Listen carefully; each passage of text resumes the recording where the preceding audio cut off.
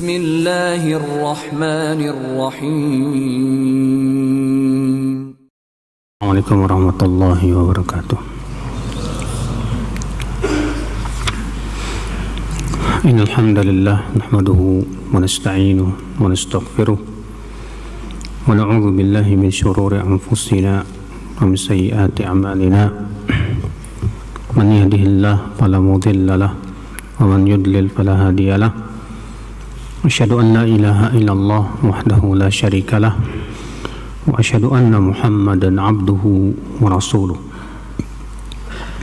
Qala Allah Ta'ala fi kitabihil karim, ya ayyuhalladzina amanu taqullaha haqqa tuqatih wa la tamutunna illa wa antum muslimun, amma ba'd. Kita lanjutkan ayat ikhwah, masih di ayat ke-279.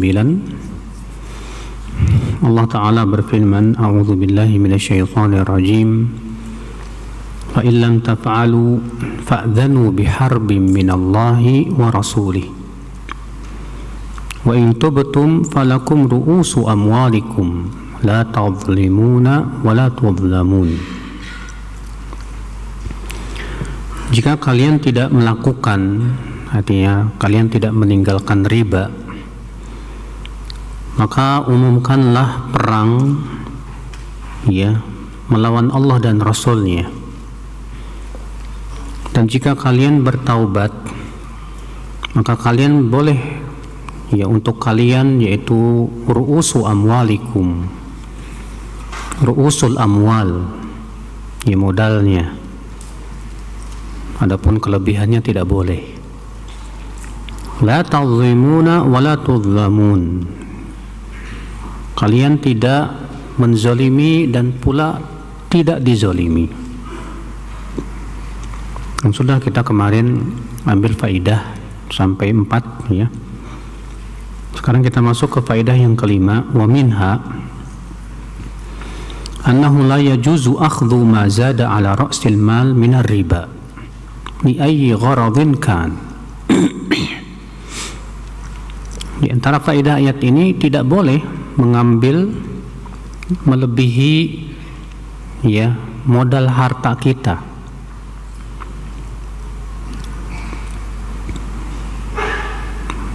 Karena kelebihannya itu adalah riba. Artinya terkadang kan kalau kita menabung kemudian ada bunga-bunganya itulah, maka uang yang sifatnya modal uang kita memang itu boleh. Tapi melebihi dari itu yang merupakan bunganya, maka itu tidak boleh diambil. Li ayyi gharadin kana, untuk tujuan apapun, kata beliau. Sawa'un akhadahu liyatasaddaq bih aw liyasrifahu fi wujuhil bir takhallusan min aw li ghairi dzalik. Baik itu mau disedekahkan kata beliau, atau dibagikan untuk kebaikan ataupun untuk tujuan yang lainnya. Kenapa kata beliau? Li'anna Allah amara bitarkihi, karena Allah menyuruh untuk meninggalkan sama sekali. Walau kana huna tariq yumkin sarfuhu fihi labayyanahu Allah azza wa jalla. Kalau ada diperbolehkan untuk mempergunakan riba itu, tentu Allah akan menjelaskannya, kata beliau. Ini sudah pernah kita sebutkan, Pak, tentang masalah uang riba itu apakah boleh digunakan atau tidak. Dalam hal ini ada 3 pendapat. Pendapat Syekh Jibrin mengatakan boleh untuk disedekahkan kepada fakir miskin. Demikian pula untuk hal-hal yang sifatnya kebaikan untuk kaum muslimin. Hujah beliau yaitu dikiaskan kepada apa? Bahwa Umar dahulu mengambil jizyah dari orang-orang Majusi, sedangkan orang-orang Majusi rata-rata penghasilannya haram, namun digunakan oleh Umar untuk keperluan kaum muslimin, untuk kemaslahatan kaum muslimin. Kalau Syekh bin Baz pendapatnya hanya boleh untuk fasilitas-fasilitas umum saja, di jalan umum dan yang lainnya. Kalau Syekh Utsaimin pendapatnya di sini apa? Tegas, tidak boleh digunakan untuk apapun juga. Buat diberikan fakir miskin ke, untuk fasilitas umum ke, tetap tidak boleh. Alasannya kenapa? Kata Syekh Utsaimin, dalam ayat ini Allah menyuruh tinggalkan. Allah tidak mengatakan gunakan untuk ini, untuk itu dan yang lainnya.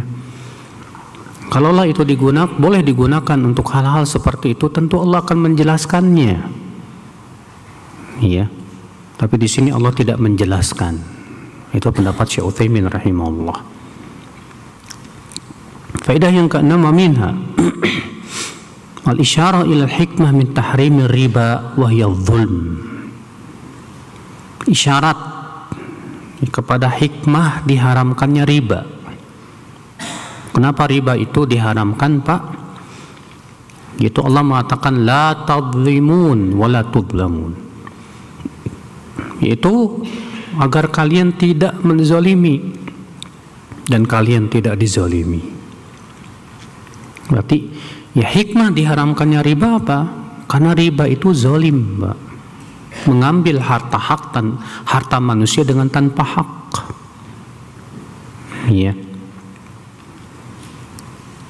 Fa in qala qailun inna ba'dha suwarir riba laisa fihi dhulmun.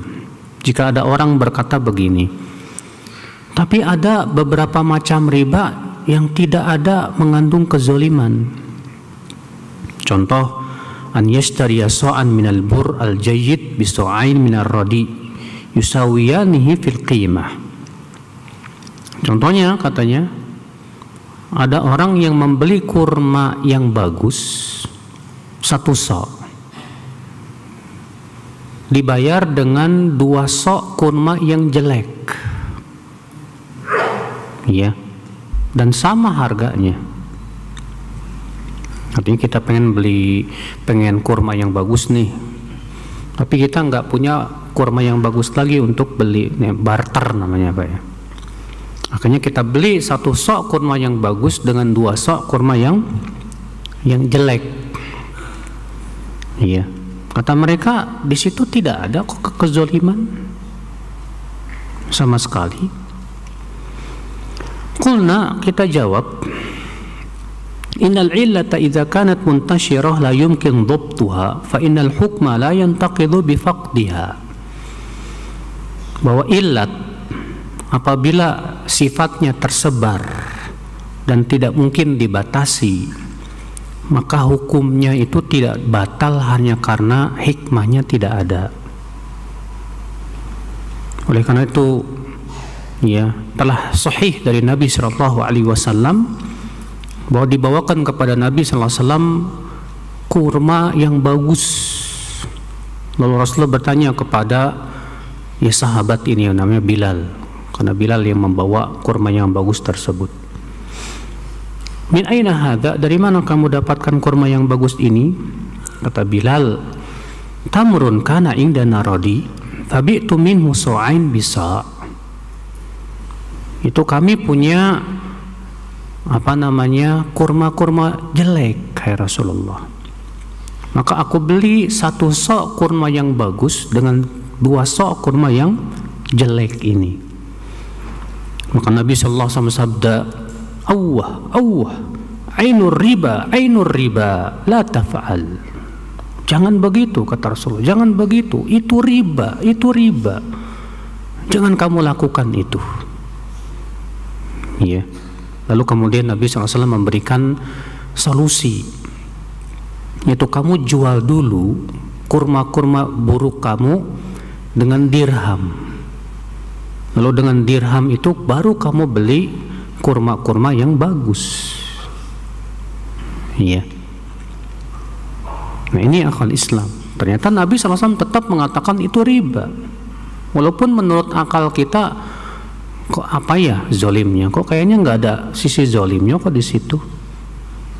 Kita katakan, akhi, masalahnya di situ tetap ada ilat ribanya itu. Iya. Karena di situ terdapat padanya ilat riba, Dan kaidah mengatakan ilat apabila tersebar tidak bisa dibatasi, maka pada waktu itu tidak bisa hukumnya batal hanya karena hikmahnya nggak diketahui. Iya. Faedah yang ketujuh min fawaidil ayah, isbatu risalatin Nabi sallallahu alaihi wasallam, penetapan akan risalah Nabi Muhammad sallallahu alaihi wasallam. Iya. Dari mana? Yaitu firman Allah, fa'dhanu biharbin minallahi wa rasulih. Umumkan perang melawan Allah dan Rasulnya. Orang yang makan riba itu berarti mengumumkan perang melawan Allah dan Rasulnya, Pak. Ngeri, Pak. Iya. Wa minha rahmatullahi subhanahu wa ta'ala bil ibad haitsu arsala ilaihimur rusul. Di antara faedahnya juga yang ke-8, ayat ini menunjukkan akan rahmat dan kasih sayang Allah kepada hamba-hambanya, Pak. Di mana Allah mengirimkan kepada hamba-hambanya para rasul. Li'anna al-uqula la yumkin an tastaqilla bima'rifati ma yanfa'uha wa yadhurruha ala wajhi tafsil liqusuriha. Karena akal tidak mungkin berdiri sendiri, Pak, untuk mengetahui apa yang bermanfaat, apa yang bermudarat secara terperinci. Tidak bisa.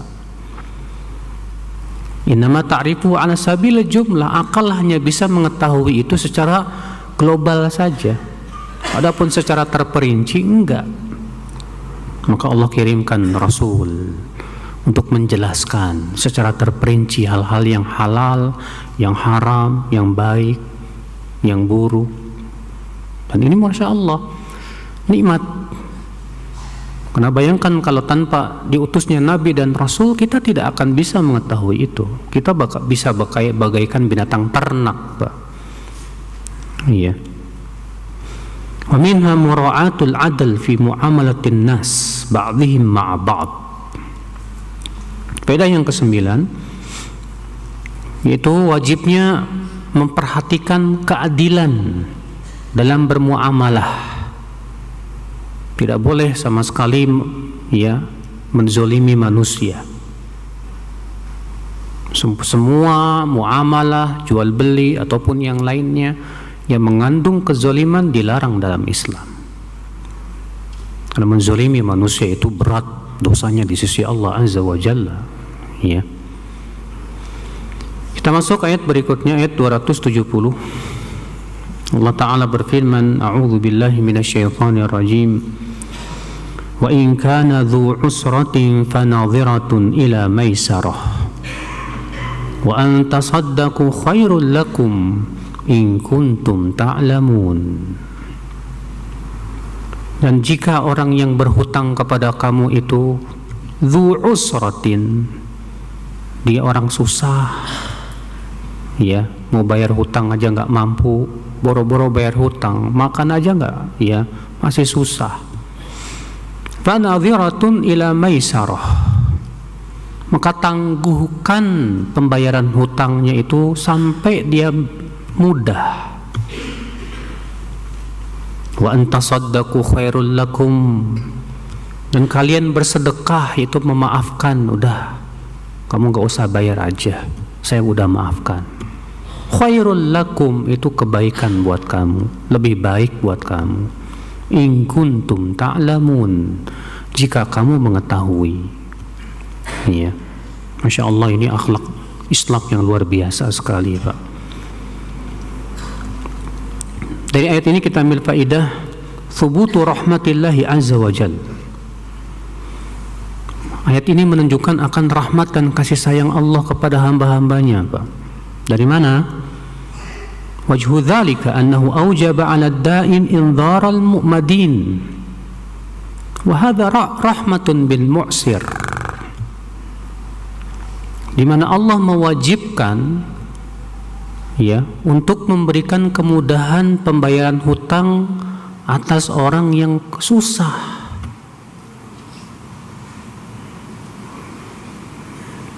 Jadi kalau kita tahu di teman kita ini berhutang sama kita dan dia juga memang susah hidupnya, maka Allah mewajibkan, Allah mengatakan fanadhiratun. Ini perintah, sedangkan perintah itu pada asalnya hukumnya apa, Pak? Wajib. Hendaklah kalian berikan kemudahan, ya undurkan sampai dia punya kemudahan rezeki.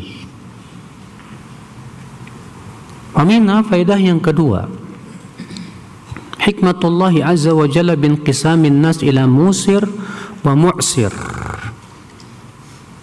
Hikmah Allah di mana Allah membagi-bagi manusia, Pak. Ada yang mudah, rezekinya banyak, ada yang susah. Ya. Dan itu tentunya, Pak, ujian.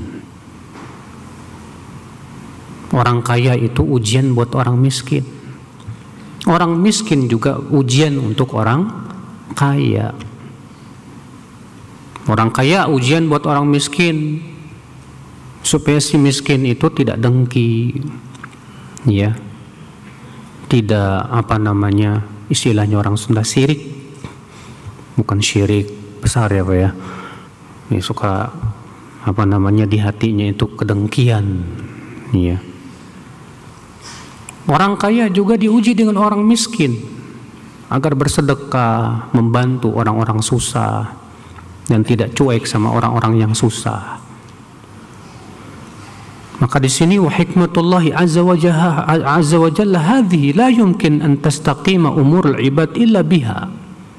Dan ini hikmah Allah yang agung, Pak, di mana tidak akan lurus urusan hamba kecuali dengan cara seperti ini. Ya. Adanya orang yang kaya, adanya orang yang miskin. Ya, dengan adanya orang kaya, adanya orang miskin, disitulah akan terjadi keseimbangan, Pak. Keseimbangan di dalam ya, kehidupan.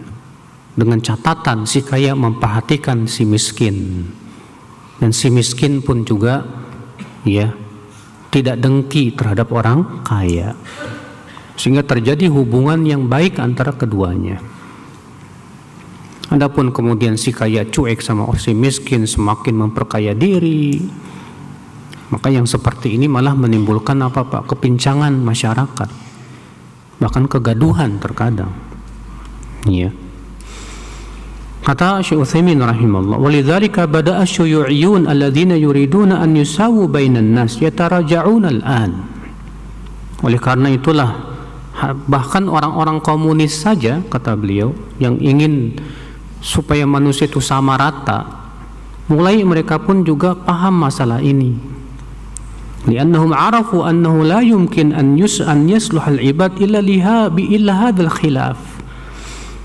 Karena mereka mulai tahu bahwa tidak mungkin memperbaiki keadaan manusia kecuali dengan adanya perbedaan ini, Pak. Ya. Karena tidak mungkin Allah menjadikan yang satu kaya, yang satu miskin itu tanpa ada hikmah, tanpa ada maslahat, tidak mungkin, Pak. Pasti di sana ada maslahat-maslahat yang Allah inginkan. Ya. Allah berfirman dalam surat Az-Zukhruf ayat 32, "Ahum yaqsimuna rahmata rabbik nahnu qasamna bainahum ma'isyatahum fil hayatid dunya wa rafa'na ba'dahum fawqa ba'din darajatil liyattakhidha ba'dhum ba'dhan sukhriya." Apakah mereka yang membagi-bagi rahmat Tuhanmu itu? Kamilah yang membagi-bagi di antara mereka kehidupan mereka dalam kehidupan dunia, itu rezeki mereka. Dan kami jadikan sebagian mereka lebih tinggi derajatnya dari sebagian yang lain, supaya sebagian mereka bisa menjadikan yang lainnya sebagai pekerja. Iya. Dengan adanya yang satu manajer, yang satu bawahan, kan manfaat jadinya, Pak. Dengan adanya bawahan, adanya atasan, walaupun di Tanah Abang, di atasan tuh jual 5 ribuan, Pak. Iya, ada bos, ada orang kaya. Kenapa dengan cara seperti itu terjadi hubungan yang seimbang? Bayangkan kalau semuanya bos semuanya, Pak, siapa yang mau kerja? Manusia kan butuh orang yang kerja. Ada yang kemudian jadi satpamnya, ada kemudian yang jadi OB-nya, ada kemudian yang jadi macam-macam. Dengan cara seperti itulah akhirnya kehidupan manusia berjalan, Pak. Makanya Allah kemudian menyuruh kita untuk qanaah dengan apa yang Allah berikan kepada kita dan mengharapkan kehidupan akhirat saja. Iya. Maka Allah melarang kita berharap-harap, andai saya pengen jadi bos kayak dia, dilarang. Allah mengatakan wala tatamannu ma faddalallahu ba'dukum ala ba'd. Janganlah kalian berangan-angan ya terhadap apa yang Allah lebihkan sebagian kalian di atas sebagian yang lain. Qanaah saja dengan apa yang Allah sudah berikan kepada kamu. Dikasih segitu ya alhamdulillah. Iya. Wa min fawaidil ayah, di antara faidah ayat, wujubu indharil mu'sir. Wajibnya memberikan kemudahan kepada orang yang susah. Iya. Ketika ia berhutang kepada kita. Kenapa? Karena Allah mengatakan fanadhiratun ila maisarah. Hendaklah ditangguhkan sampai dia punya kemudahan. Iya. Fala tajuzu mutalabatuhu biddain, maka tidak boleh memaksa dia bayar hutang dalam keadaan dia tidak mampu. Kadang kan antum malah kirim algojo, Pak. Biar apa? Biar hutang. Kalau memang orangnya memang susah bayar hutang sementara dia mampu sih ya mungkin aja. Lah ini orang yang susah, udah jelas kita tahu orangnya hidupnya susah, kemudian kita paksa dia, kasihan. Iya. Di mana peri kemanusiaan kamu? Di mana rasa kasih sayang? Minha faidah selanjutnya, anal hukma yaduru ma'a illatihi wujudan wa adama. Bahwa hukum berporos atau mengikuti ilat, di mana apabila ilat ada, hukum ada, dan apabila ilatnya tidak ada, maka hukum pun tidak ada. Li'annahu lamma kana wujubul inzar mu'allalan bil i'sar sara mustamirran ila an tazula al-illah. Karena perintah Allah, Pak, untuk menangguhkan pembayar hutang itu ilatnya apa? Ilatnya dia susah. Berarti selama ilat ini masih ada, perintah untuk menangguhkan ada nggak? Tidak. Tetap ada. Iya. Tapi kalau ilatnya tidak ada, maka pada waktu itu hukum pun tidak ada. Iya. Ini kaidah usul fikih ya. Dan ini penting banget, Pak, untuk bisa mengetahui ilat suatu hukum itu penting banget. Sebab ketika kita tahu ya ilatnya, oh ini ilatnya, maka kita akan bisa melihat hal-hal yang lain yang sama ilat dengannya. Dari situlah kemudian kita bisa mengkiaskan. Ya. Kata Syekh Utsaimin, walau anna an-nasa masyaw ala taqwallahi azza wa jalla fi hadzal bab la salimat ahwalun nasu minal masyakil. Kalaulah manusia itu berjalan di atas takwa kepada Allah dalam permasalahan ini, tentu keadaan manusia akan selamat dari berbagai macam problematika. Lakin najidul ghaniyya yumatil. Namun sayangnya, kata beliau, kita dapati orang yang mampu bayar hutang malah nggak mau bayar hutang. Iya. Terkadang, Pak, yang udah ngaji lagi, Pak, dibayar hutang, ditagih hutang, apa jawabnya? Afwan akhi, antum kan saudara saya. Saudara ya saudara, tapi kan masalah muamalah ndak ada istilah kayak gitu, Mas. Ya, manajemen AA, afwan akhi. Ya. Padahal kata Rasulullah SAW, mutlul ghaniyyu zulmun. Mutlul ghani, orang yang mampu lalu menunda-nunda pembayaran, itu termasuk zolim, Pak. Misal hari H harusnya sudah bayar hutang dan dia mampu sebetulnya, lalu dia bilang nanti aja ya, padahal dia mampu. Satu hari dia undurkan, satu hari dia dapat dosa kezaliman. 2 hari dia undurkan, 2 hari dapat dosa kezaliman. Gimana kalau sebulan? Sebulan Anda berbuat zalim, ya akhul Islam. Iya. Allahul musta'an. Faedah yang kelima min fawaidil ayah, fadilatul ibra' min ad-dain wa annahu sadaqah. Keutamaan membebaskan hutang orang yang susah dan bahwasanya itu termasuk sedekah. Wal ibra' sunnah, membebaskan hutang itu hukumnya sunnah, sedangkan menangguhkan hutang itu wajib. Iya.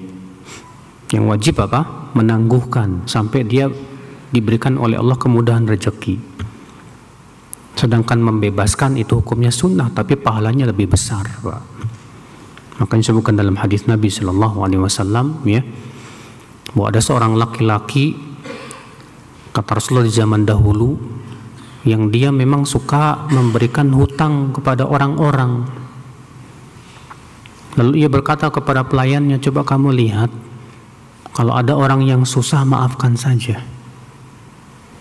Lalu di hari kiamat saat dibangkitkan, Allah bertanya kepada dia, ma'amaluka ya fulan, apa amalmu hai fulan? Maka dia berkata, aku tidak punya amal apa-apa ya Allah. Allah berfirman, tadzakkar, coba ingat-ingat.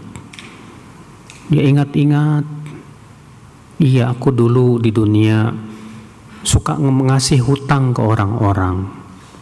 Lalu aku berkata kepada pelayanku, coba lihat, kalau ada yang susah, maafkan saja, nggak usah dibayar. Maka Allah berfirman, hari ini aku pun maafkan kamu, sebagaimana kamu memaafkan mereka. Masya Allah, ini keutamaannya agung, akhul Islam. Faedah yang keenam, tafadulul a'mal. Amal itu bertingkat-tingkat derajatnya, Pak. Kenapa? Karena Allah mengatakan wa antasaddaqu khairul lakum, kamu bebaskan hutang mereka itu lebih baik buat kamu. Artinya membebaskan hutang pahalanya lebih baik daripada menangguhkan. Iya, lebih besar pahalanya. Berarti itu menunjukkan bahwa amal itu apa? Bertingkat-tingkat. Iya. Wa tafadulul a'mal yastalzimu tafadul 'amil. Perbedaan tingkatan amal menyebabkan perbedaan tingkat derajat pelakunya. Wa annal 'amilina ba'dhum afdal min ba'd. Di mana orang yang beramal juga, Pak, tingkatannya bertingkat-tingkat di sisi Allah berbeda-beda.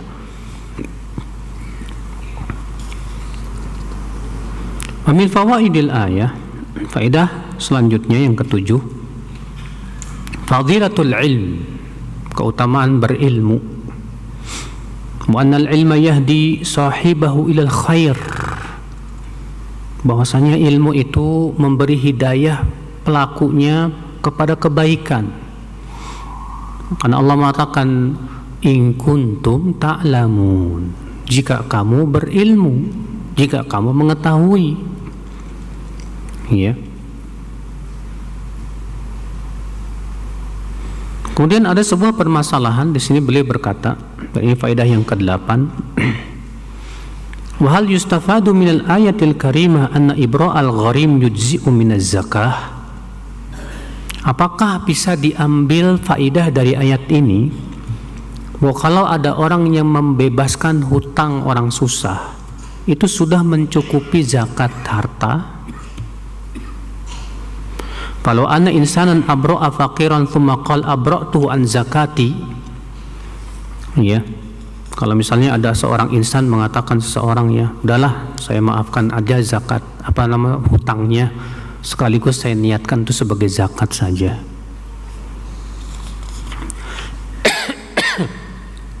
Kenapa?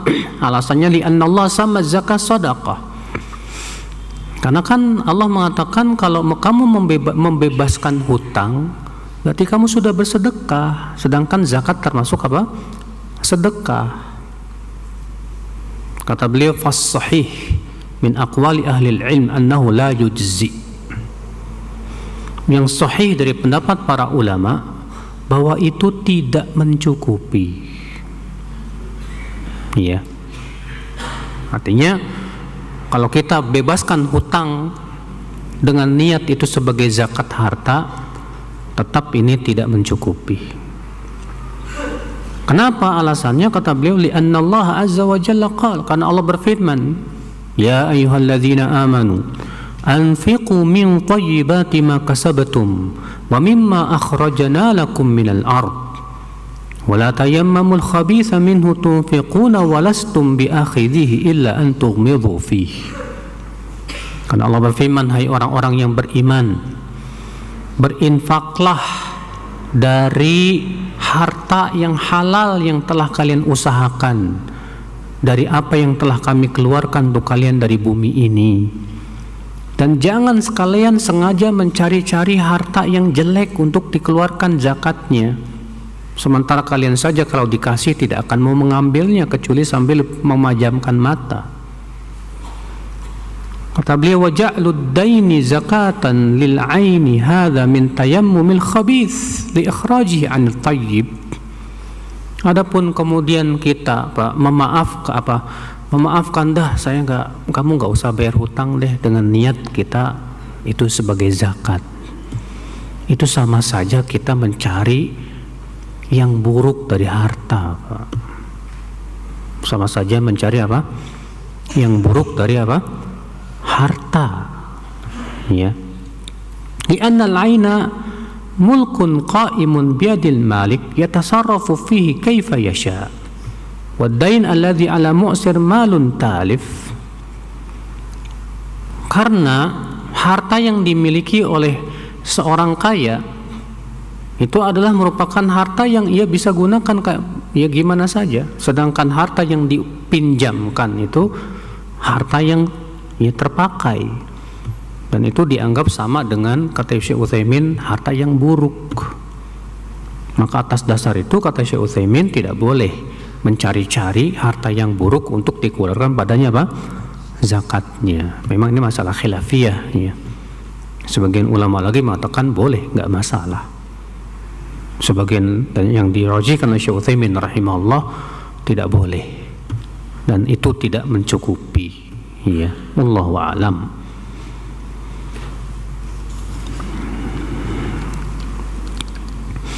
Kemudian Syekh Utsaimin rahimahullah berkata, al-khulasah, kesimpulannya, tabayyana mimma dzukira minal ayataini anna al-mu'amalata bid-dain thalathata aqsam.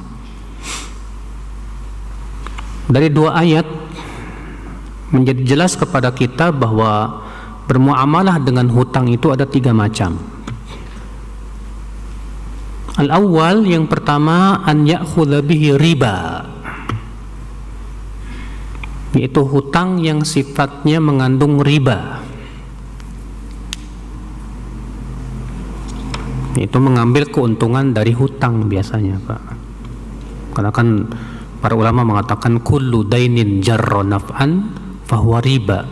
Setiap hutang piutang yang menarik keuntungan maka itu apa? Riba hukumnya. Iya.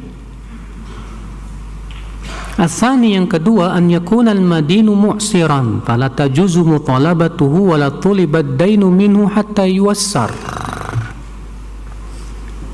Keadaan yang kedua, orang yang berhutang itu susah hidupnya, maka tidak boleh kita menagih hutangnya sampai dia diberikan oleh Allah kemudahan dalam rezeki ya.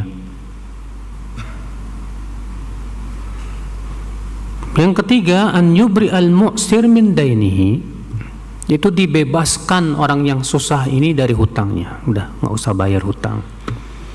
wa hadza a'lal aqsam, maka ini yang paling mulia. Ya. Sekarang kita masuk ke ayat berikutnya, ayat 281. Allah berfirman, wattaqu yawman turja'una fihi ila Allah thumma tuwaffa kullu nafsin ma kasabat wa hum la yuzlamun. Wattaqu, dan takutlah kalian kepada suatu hari yang kalian semua akan dikembalikan kepada Allah Subhanahu wa ta'ala. Kemudian setiap jiwa akan diberikan balasan terhadap apa yang ia lakukan tanpa dizalimi. Di sini Allah Subhanahu wa ta'ala, Pak, menyuruh kita takut kepada hari tersebut, Pak. Iya. Dan tentunya, Pak, yang takut itu hanya orang-orang yang yakin saja akan adanya hari pembalasan. Adapun orang yang tidak yakin, dia tidak akan pernah takut, Pak. Na'udzubillah. Nasallallahu salamata wal afiyah. Min fawaidil ayat, dari ayat ini kita ambil faidah yang pertama, wujubu ittiqai hadzal yaumil ladzi huwa yaumul qiyamah. Wajibnya kita takut terhadap hari tersebut, itu hari kiamat, dengan cara melaksanakan perintah Allah dan menjauhi larangannya. Karena itu masalahnya hari pembalasan, Pak. Kalau dunia kan hari beramal. Kalau akhirat hari apa? Hari pembalasan, tidak ada amal. Maka di akhirat itu adanya rahmat dan keadilan. Kalau di dunia, ya, maka kewajiban kita beramal dan beramal. Wa minha faidah yang kedua, anna taqwa qad tudhafu li ghairillah lakin idza lam takun ala wajhil ibadah fa yuqal ittaqi fulanan aw ittaqi kadza wa hadza fil Quran wa sunnah katsir. Faidah selanjutnya, bahwa takwa terkadang dinisbatkan kepada selain Allah. Tapi kata beliau, itu apabila bukan dalam rangka ibadah. Contoh misalnya ittaqi fulanan, ya, takwalah terhadap si fulan, artinya disuruh kita hati-hati terhadap si fulan, bukan artinya kita disuruh beribadah sama si fulan. Maka dalam hal ini dalam Al-Quran dan hadis banyak, Pak, ya. Contohnya ayat ini, wattaqu yauma, bertakwalah kamu terhadap hari. Nah, bukan artinya kita beribadah kepada apa? Hari. Akan tetapi maksudnya adalah supaya kita menjadikan antara diri kita dengan api neraka tameng ini, Pak. Jangan sampai di hari itu kita termasuk orang-orang yang merugi. Ya. Wa min fawaidil ayah, di antara faidah ayat ini juga isbatul ba'ts, penetapan akan adanya kebangkitan pada hari kiamat. Karena Allah berfirman, wattaqu yawman turja'una fihi ila Allah. Takutlah kalian kepada suatu hari di mana sekalian semua akan dikembalikan kepada Allah. Berarti itu menunjukkan akan adanya kebangkitan. Manusia semua akan dibangkitkan dari kubur mereka, Pak. Aminah faidah yang keempat, anna marji'al khalaiq, ya, kullaha ila Allah hukma wa taqdira wa jazaa. Fal marja' kulluhu ila Allah subhanahu wa ta'ala. Bahwa tempat kembalinya seluruh makhluk adalah kepada Allah, baik dalam hukum, ketentuan maupun balasan. Maka semua akan dikembalikan kepada Allah Subhanahu wa ta'ala.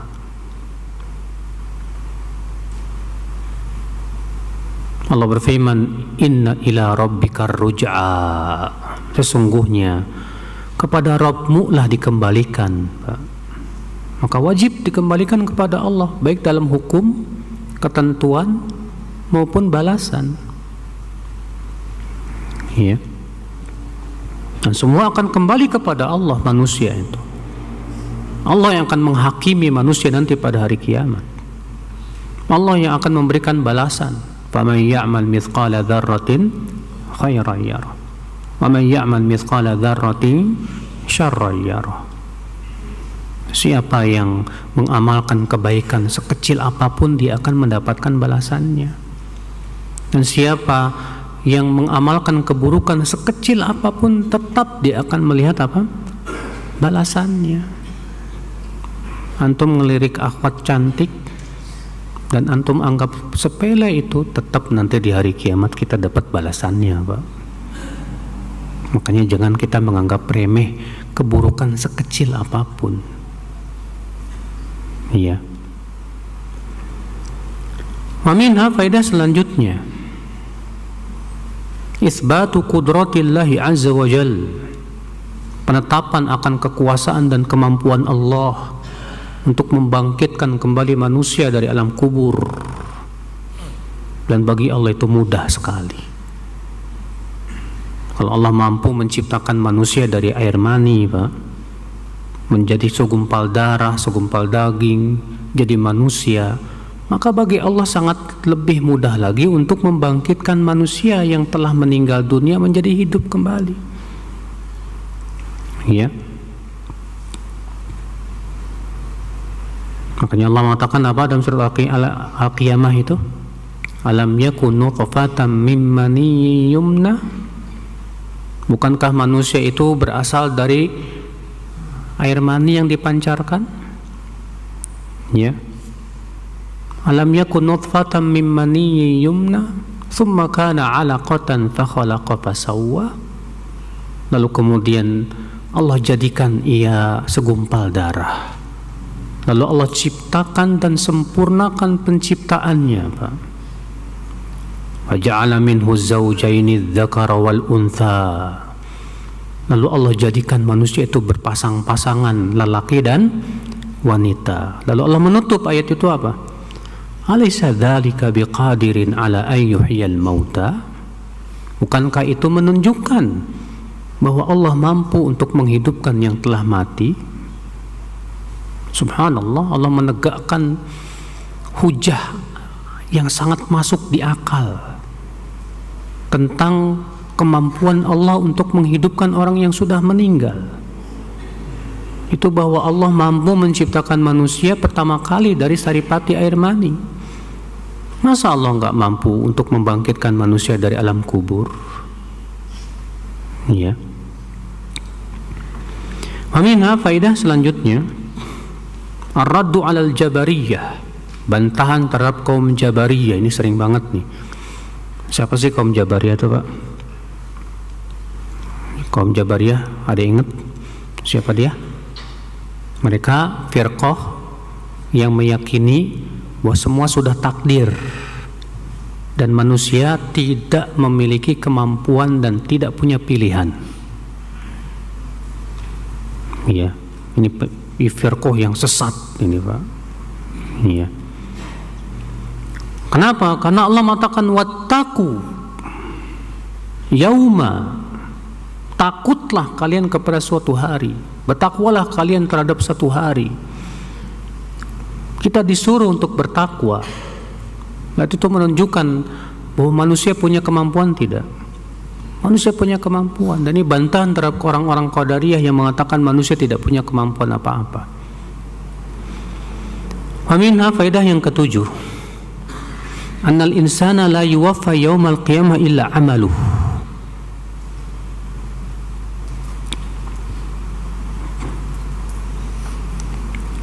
Bahwa manusia itu tidak akan diberikan balasan pada hari kiamat kecuali sebatas apa yang ia amalkan saja. Kenapa? Karena Allah mengatakan summa tuwaffa kullu nafsim ma kasabat, Kemudian setiap jiwa akan diberikan balasan sesuai apa yang ia lakukan. Iya. Dan sebagian ulama berhujah dengan ayat ini, berarti semua amal yang kita niatkan pahalanya kepada orang lain tidak akan sampai dan tidak ada manfaatnya. Iya.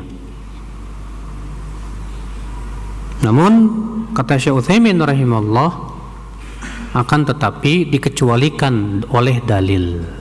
Ada amalan-amalan yang kalau kita hadiahkan sampai. Contoh misalnya, ya, Nabi SAW bersabda, "Man mata wa alaihi siyam sama anhu waliyuh." Siapa yang meninggal dunia dalam keadaan punya kewajiban puasa, maka hendaklah dipuasakan oleh walinya. Ya. Demikian pula haji. Boleh dihajikan nggak sama orang lain, Pak, kalau dia tidak mampu? Ya. Ada seorang wanita berkata, "Hai Rasulullah, ya, ibuku itu bernadar mau haji, tapi belum sempat berhaji sampai meninggal dunia. Gimana itu, hai Rasulullah? Apakah boleh aku menghajikannya?" Kata Rasulullah, "Iya, hajikan. Bagaimana kalau ternyata ibumu punya hutang? Kamu wajib tidak membayarkan hutangnya?" Wajib. Demikian, hutang Allah lebih layak untuk kamu bayar. Ya. Nah, ini akhul Islam. Allahu alam. Sepertinya sudah masuk Isya dan kita buka tanya jawab setelah azan ya. Nah, bagaimana hukum arisan di mana admin yang mengumpulkan uang mendapatkan bagian dari setiap pengocokan, baik itu ditentukan maupun seikhlasnya? Yang lebih selamat, Pak, adminnya itu bukan peserta arisan, di mana admin itu memang tugasnya untuk menyimpan uang, lalu setiap member peserta ya sepakat semuanya untuk memberikan uang kepada si admin sebagai jasa dia. Iya. Allahu a'lam. Jika harta riba dihalalkan sebelum kita mengetahui hukumnya, setelah kita tahu kita tinggalkan, bagaimana dengan aset yang sebelumnya kita beli sebelum kita mengetahui riba tersebut? Karena kan disebutkan dalam ayat itu, Allah mengatakan apa? Ya, dalam ayat apa namanya yang telah kita sebutkan kemarin itu,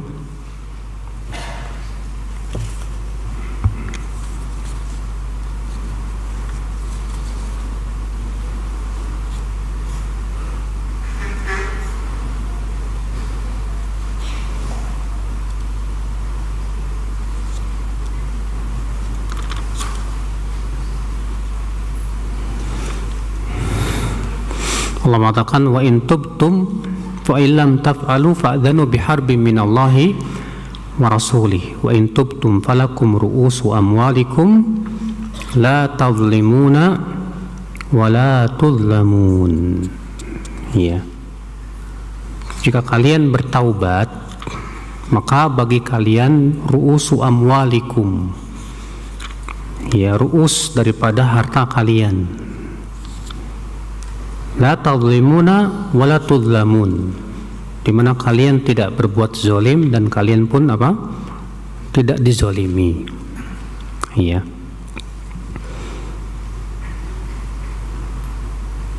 Di mana waktu itu kita sudah ambil faidah ya dari perkataan Syekh Utsaimin rahimahullah, bahwa sesuatu yang kita belum tahu sebelumnya dimaafkan oleh Allah Subhanahu wa taala. Saya lupa dari pembahasannya ayat keberapanya itu, ya, nanti dilihat lagi insyaallah.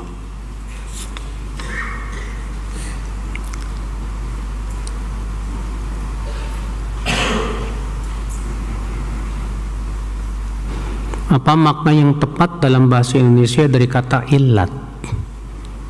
Itu ilat bahasa Indonesianya apa ya? Alasan pensyariatan. Alasan apa? Pensyariatan. Walaupun para ulama memberikan definisi ilat itu wasfun dhahirun mundhabitun ghairu mulghan, sifat yang tampak dan tetap dan tidak ditolak oleh syariat. Jadi sifat yang namanya ilat itu harus memenuhi 4 syarat ini. Yang pertama apa? Sifat. Yang kedua apa? Tampak. Yang ketiga apa? Tetap, tidak berubah-ubah. Yang keempat apa? Tidak ditolak oleh syariat.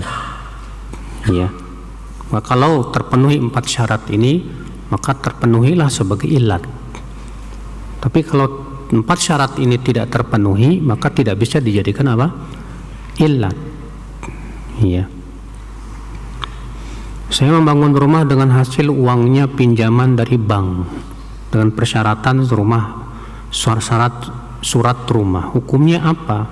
Pertanyaannya, Pak, antum ketika berhutang itu gimana akadnya? Kalau bank-bank konvensional rata-rata pasti mengandung apa? Riba. Kadang ada sebagian orang mengatakan, kan yang penting saya tidak terlambat, Ustaz. Sebagian orang mengatakan begitu supaya terhindar dari denda. Kan yang menjadi ribanya itu kan karena ada dendanya itu, Pak.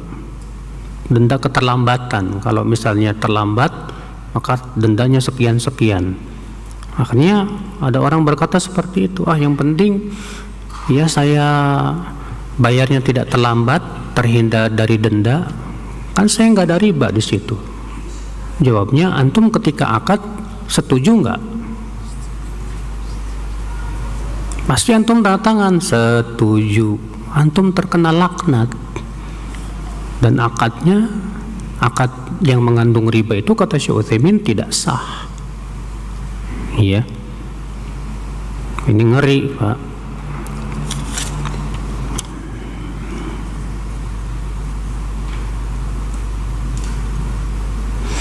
Jika punya hutang uang kepada ibu kandung dan belum sempat dibayarkan keburu ibu meninggal, bagaimana cara membayarnya nanti jika saya sudah punya uang? Itu jadi waris. Jadi apa? Waris harta peninggalan ibu. Iya. Jadi dibagi-bagikan kepada yang berhak.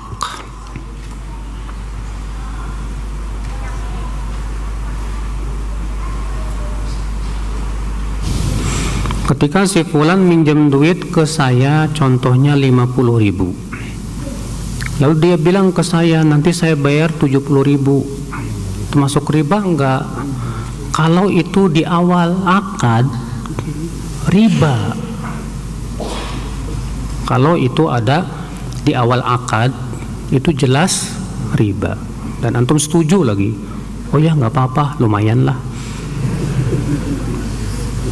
Tapi kalau tidak ada akad itu, kemudian pas dia bayar, ini saya terima kasih buat kamu, saya tambahin deh. Maka ini disebut oleh para ulama dengan husnul wafa. Bagusnya dalam membayar hutang. Yang seperti ini nggak apa-apa, kata Syekh Shalih Fauzan, ya. Allahu a'lam, demikian wabillahi taufik. Assalamualaikum warahmatullahi wabarakatuh.